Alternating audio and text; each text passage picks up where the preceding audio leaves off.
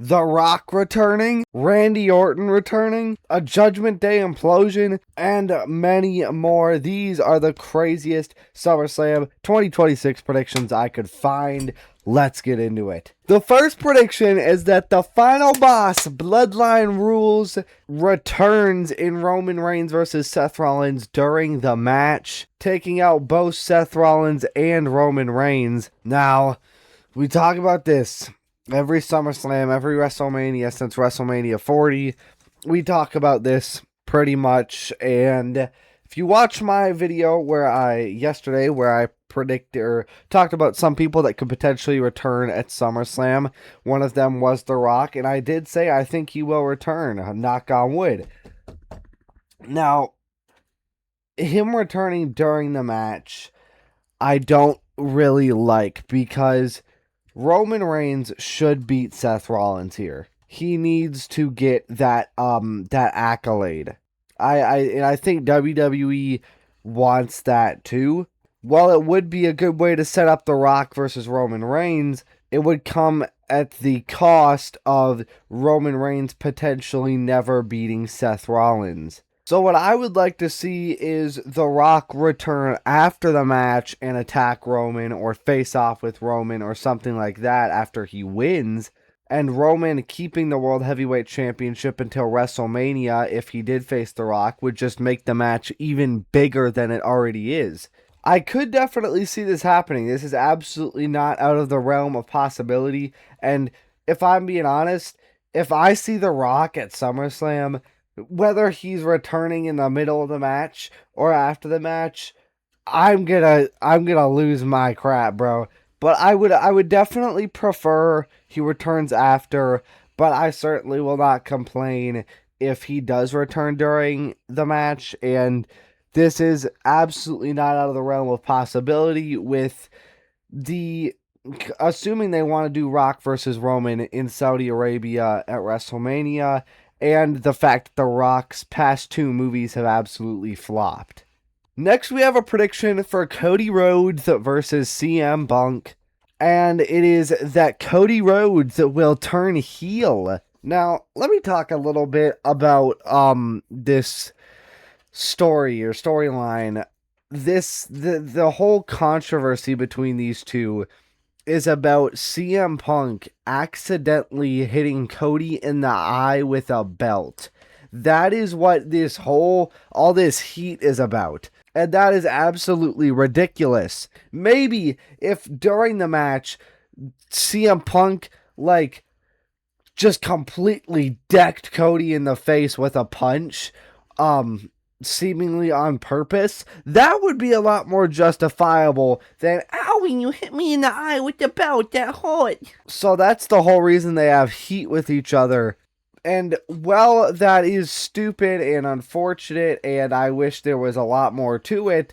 Honestly, if it gets us to a Cody Rhodes and or CM Punk heel turn, I'm not going to complain that much, because I really want to see one of these two guys at least as a heel. And I don't think that CM Punk's going to turn heel before SummerSlam. And I do think that if somebody's going to turn heel here, it's going to be CM Punk. Don't get me wrong, Cody Rhodes turning heel would be awesome.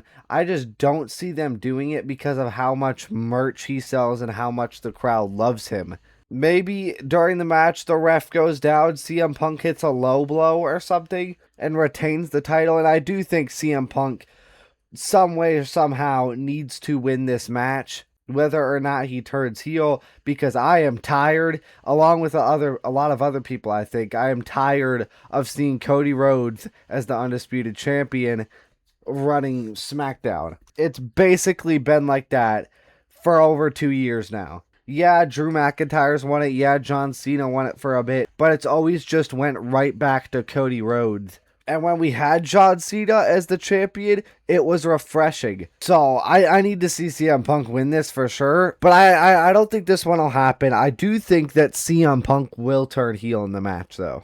At least hopefully, knock on wood.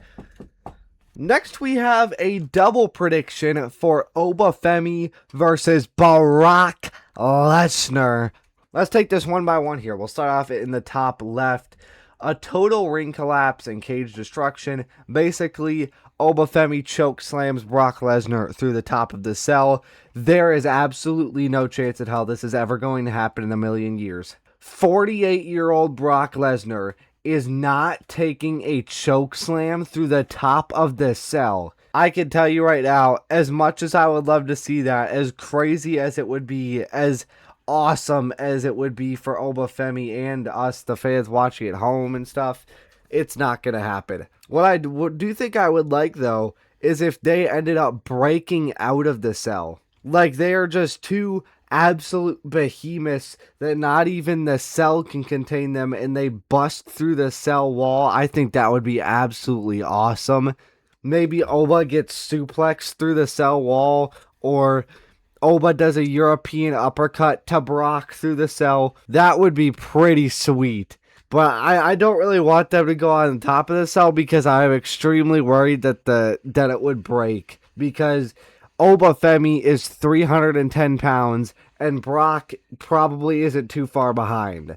The next prediction is a passing of the torch, blah, blah, blah. Brock Lesnar gets pinned clean in under 3 minutes. This would absolutely suck. I don't care. It would make Obafemi a huge star, but if they relegate a Hell in a Cell match, the third match of this trilogy, if they relegate that to a 3-minute match, this would be terrible. Luckily, hopefully, I think that we're safe from that because I don't think they would want to haul a cell all the way to Minneapolis just to have a 3-minute match. This would be truly terrible. And I would actually be so disappointed and so furious for the rest of the show. And I think a lot of other people would be too. I want to see an absolute slugfest. I want to see a complete car crash. I want broken tables, chairs, kendo sticks, break the announce table, break the cell itself, break the ring, just break everything. I don't think this one will happen though, thankfully, knock on wood. Next we have a prediction for LA Knight. Yeah! Solo Sikoa and Royce Keys teaming up against Jimmy Uso, Jey Uso, and Jacob Fatu.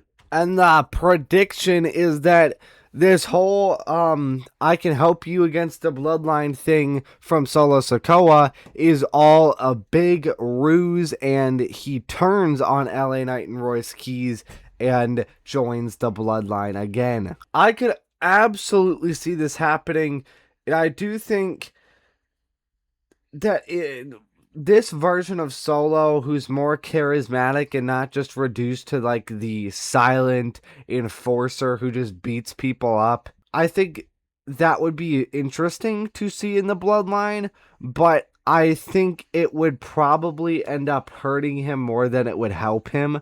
I think the bloodline is fine as it is, and Solo is better off as a single star, and I want to see Solo as a babyface. I don't want to see him rejoin the bloodline as a heel, because right now the bloodline is kind of playing a heel role, but I could definitely see this happening, and well, it would be interesting. I think I would prefer Solo to stay as a solo star. Get it? Okay, anyways, yeah, I don't think this one will end up happening, but it is definitely something to keep in the back of your mind leading into this match and during this match. This next one is pretty interesting. Stone Cold Steve Austin stuns Dominic Mysterio. Assumably, after Dom wins, he starts insulting Danhausen on the mic, and Stone Cold comes out and delivers a stunner to him, and then Danhausen and Stone Cold drink beer to celebrate. Honestly, I would love this. I want Dom to win because he is getting jobbed out and being so disrespected. He could literally be a future cornerstone of the company. He beat John Cena on his last PLE. He's the AAA Mega Champion and is being jobbed out. While you do want to protect the Danhausen undefeated streak, you have the perfect excuse in the Judgment Day to have Dom win. He needs to win this. Danhausen will be just fine. Wins and losses doesn't matter when you're Danhausen, but when you're Dom and you're an actual serious wrestler, you can't be losing this match. And who wouldn't love to see Stone Cold? Stone Cold and Danhausen can be really, really entertaining. And it would be a good way to have Danhausen end up standing tall, but Dom still gets the actual win. Which I assume WWE wants Danhausen to stand tall because he's like one of the most over acts in the company right now. Next we have Randy Orton returning after Cody versus Punk. And I think this prediction is actually that he attacks CM Punk rather than Cody Rhodes. And while it would make sense because he's been saying he wants number 15, you need to finish Cody versus Randy. I want to see them finish this storyline, man. Like, you've delayed it enough. Should have been done at WrestleMania, but it was ruined by TKO. Just finish the story. I do really hope we get to see Randy Orton here because he is missed on SmackDown. I'm willing to just basically just drop and forget everything that happened with TKO. I'm willing to just basically pretend like the build to that WrestleMania match and the match itself just didn't exist, as long as we just restart this Cody and Randy feud and just do it properly, explore their history, and make it about hatred, not about the title. And lastly, but certainly not least, we have a prediction for Liv Morgan versus Io Sky for the Women's World Championship. And the prediction for this one is that the Judgment Day will implode and turn on Liv Morgan. And it actually predicts that both Roxanne and Raquel will turn on Liv. And this would be very, very good because maybe not so much Roxanne. I definitely wouldn't mind Roxanne, but absolutely Raquel. They've been building to this for so long. They still haven't even addressed Liv purposely eliminating Raquel from the Royal Rumble. Like, it seems like Raquel just doesn't even care about that. It's about time. Raquel has got to get out of the Judgment Day. And it would be a perfect excuse to give Io the title. She deserves it. She didn't get a proper run with the title at all when she won it after WrestleMania last year, or had it. You get what I mean.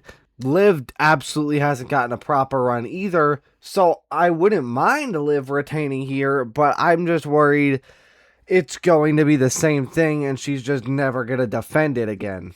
If there's a place to pull off this Judgment Day implosion, it is here. They've been building to it in recent months with both Raquel and Roxanne, so absolutely not out of the realm of possibility. And I would honestly love to see this happen, but unfortunately, I just don't think it's going to. But yeah, that's going to be it. Let me know your craziest SummerSlam prediction or predictions in the comments. Thank you all so much for watching. Like and subscribe if you want, and